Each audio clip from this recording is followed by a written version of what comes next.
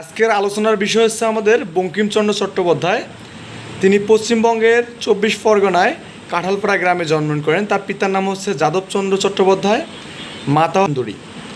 তার ভাইয়ের নাম হচ্ছে সঞ্জীব চৌধুরী চট্টোপাধ্যায়।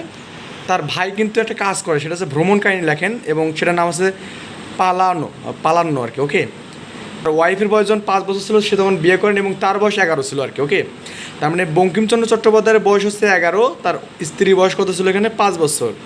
তার স্ত্রীর নাম হচ্ছে মোহিনী দেবী। ওকে, আচ্ছা, তিনি পেশায় ছিলেন হচ্ছে ডেপুটি ম্যাজিস্ট্রেট ছিলেন এবং তিনি পরে খুলনা ম্যাজিস্ট্রেট হিসাবে যোগদান করেন এখানে, এবং তিনি একটা গুরুত্বপূর্ণ কাজ করেছেন, নীলকরদের অত্যাচার দমন করেছেন। ওকে, ঈশ্বরচন্দ্র গুপ্তের একটা সংবাদ ছিল সংবাদ প্রভাকর, এই পত্রিকায় তিনি কবিতা লিখতেন এবং তার মোট গ্রন্থের সংখ্যা হচ্ছে 34টি এবং সাহিত্য জীবনে মাত্র বয়স ছিল 22 বছর, মানে সে 22 বছর কী হচ্ছে সাহিত্য জীবন রচনা করছে আর কি।